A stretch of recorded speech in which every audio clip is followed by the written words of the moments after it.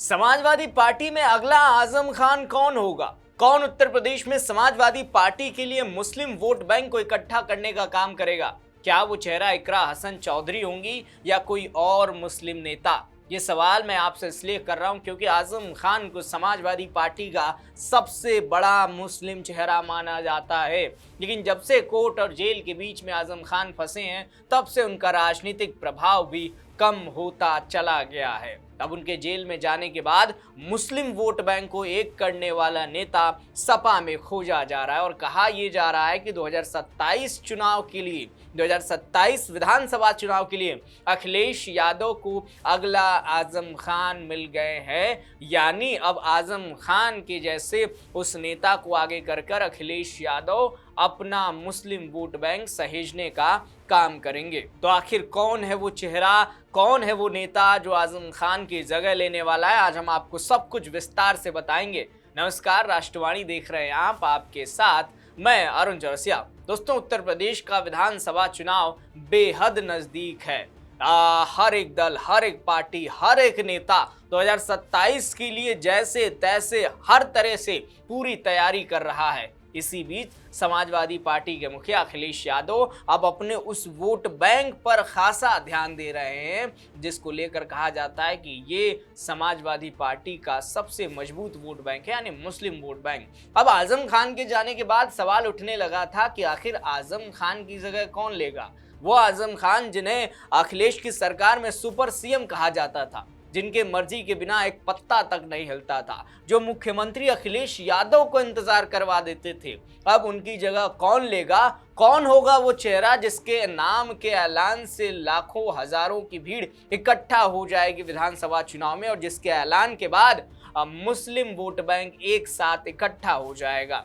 दोस्तों, राजनीतिक दलों ने अपने नेताओं और कार्यकर्ताओं को मैदान में उतारना शुरू कर दिया है, लेकिन इसी को लेकर समाजवादी पार्टी के सामने एक चुनौती है और वो चुनौती कि आखिर आजम खान की जिम्मेदारी किसे सौंपी जाए। समाजवादी पार्टी की राजनीति जो हमेशा से ही MY फैक्टर पर चलती है और इसलिए समाजवादी पार्टी के कोर वोट बैंक में मुस्लिम भी शामिल हैं और इसी मुस्लिम वोट बैंक को साधने की जिम्मेदारी हमेशा से आजम खान ने निभाई है। फिर भी चाहे वो लोकसभा चुनाव हो या फिर उत्तर प्रदेश विधानसभा चुनाव, आजम खान हमेशा से भी नेता रहे हैं जिस पर अखिलेश यादव को भरोसा रहा कि वो मुस्लिम वोटर्स को कहीं नहीं जाने देंगे। और ये भरोसा हो भी क्यों ना, आखिर वे समाजवादी पार्टी के संस्थापक सदस्यों में से एक माने जाते हैं।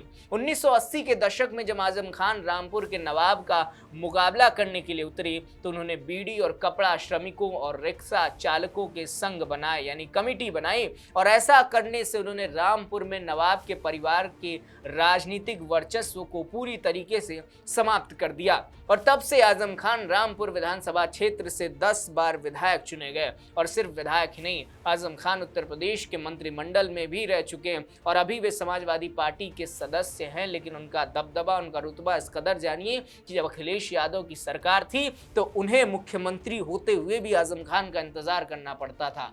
दोस्तों, आजम खान को 2019 के लोकसभा चुनाव में रामपुर निर्वाचन क्षेत्र से टिकट दी गई थी, जहां उन्होंने बीजेपी की उम्मीदवार जया प्रदा को हराया था। लेकिन 2019 के चुनाव के दौरान ही 2 बार आजम खान के चुनाव प्रचार पर पाबंदी लगी थी, क्योंकि उन्होंने उनकी प्रतिद्वंदी जया प्रदा के लिए अभद्र टिप्पणियां और आदर्श आचार संहिता का उल्लंघन किया था। लोकसभा चुनाव जीतने के बाद पहली बार अपने मतदाताओं को संबोधित करते हुए आजम खान पर फिर से लिंग भेद टिप्पणी करने का आरोप लगा और उनके खिलाफ मामला दर्ज किया गया था। और सिर्फ ये कोई 1 या 2 नहीं, बल्कि आजम खान के खिलाफ लगभग 80 से 110 आपराधिक मामले दर्ज हैं, जिसमें वो जौहर यूनिवर्सिटी के नाम पर जमीन कब्जाने से लेकर बकरी चोरी जैसे मुकदमे में उलझने के बाद लगातार जेल की सलाखों के पीछे ही समय काट रहे हैं। और हाल ही में नवंबर 2025 में दोहरे पैन कार्ड मतलब डुअल पैन कार्ड के एक मामले में वो दोबारा जेल भेजे गए।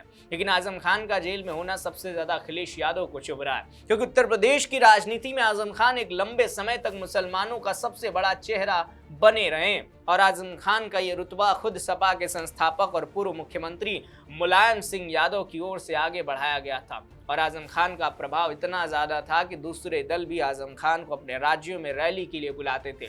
लेकिन अब जब आजम खान जेल में है तो समाजवादी पार्टी के पास ऐसा कोई मुस्लिम चेहरा या कोई भी ऐसा नेता नहीं है जो उत्तर प्रदेश के अल्पसंख्यकों के वोटों की कमान संभाल सके। इसी वजह से अखिलेश मुस्लिम वोटरों के सामने खुद ही जाते दिखाई पड़ रहे, फिर चाहे वो 2022 का यूपी विधानसभा चुनाव हो या फिर 2024 का लोकसभा चुनाव। ऐसे में सवाल उठ रहा है कि क्या सपा के पास कोई ऐसा नेता नहीं है जो उत्तर प्रदेश के अल्पसंख्यकों के बीच अपनी पहचान बना सके? क्योंकि मुलायम सिंह यादव के दौर में भी देखने को मिला कि आजम खान के अलावा भी कई चेहरे को आगे करने की कोशिश की गई थी, जैसे कि महबूब अली, नवाब इकबाल, महमूद, कमाल अख्तर, डॉक्टर वकार, अहमद शाह, लेकिन कोई भी आजम खान की तरह अपनी पहचान नहीं बना पाया। क्योंकि आजम खान के सिर्फ मुसलमानों तक सीमित नहीं थे, वो कुछ हिंदुओं के बीच भी जाने जाते थे, जिसके पीछे की वजह है कि ज़्यादातर उनके बयान बैलेंस्ड होते हैं, मतलब उनमें कुछ भड़काऊ नहीं होता। ऐसा बहुत कम मौक़ों पर देखा गया कि आजम खान के बयान सांप्रदायिकता फैलाएं, और इसी वजह से जो एक नाम सामने आ रहा है कि वो आजम खान की जगह ले सकती हैं,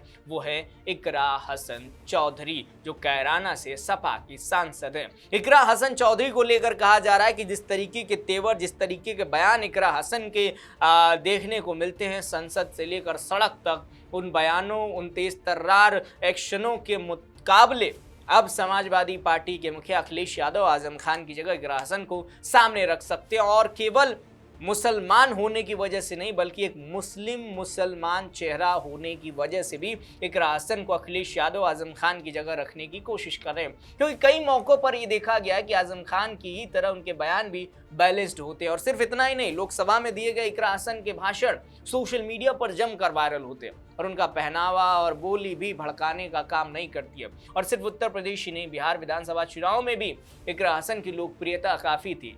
इंडी अलायंस की तरफ से इकरा हसन बिहार के सिवान जिले में प्रचार करने पहुंची थी, उसमें भी खासकर वो पूर्व बाहुबली शाहबुद्दीन के बेटे उसामा शहाब के लिए रघुनाथपुर विधानसभा सीट पर वोट मांगने पहुंची, जहां पर लेकर कहा जाता है कि यहां पर मुस्लिम वोट बैंक भारी मात्रा में है। इस रैली में उनके भाषण की धार का बिहार के दूसरे जिलों जैसे किशनगंज, दरभंगा, पूर्णिया, कटिहार में भी देखने को मिली थी। और इसी के साथ जो एक और कारण या कहें समाजवादी पार्टी की मजबूरी इकरा हसन को आगे करने की है, वो ये कि बीजेपी के 3 तलाक खत्म कर असहाय महिलाओं के प्रति महीने जो 1000 रुपए देने जैसी योजनाएं लाए गए हैं, उसके लिए मुस्लिम महिलाओं का वोट अपनी तरफ खींचा जा सके। और ऐसे में अगर इकरा हसन जैसी मुस्लिम महिला नेता को उतारा जाएगा तो शायद मुस्लिम महिलाओं का वोट बैंक भी सपा के खेमे में आ जाए, लेकिन ऐसा होगा ये नहीं, ये वक्त बताएगा। और साथ में ये भी बताएगा कि क्या इकरा हसन आजम खान की जगह मैदान में उतरकर समाजवादी पार्टी में वही भूमिका निभाएंगी जो आजम खान जेल में रहते हुए भी निभा लेते हैं? क्या इकरा हसन वो फैसले ले पाएंगी जो आजम खान लिया करते थे? आजम खान के कहने पर लोकसभा का टिकट निर्धारित होता था, या इकरा हसन वो फैसले ले पाएंगी कि हमारे क्षेत्र से कौन मुस्लिम प्रत्याशी उठेगा, कौन बैठेगा?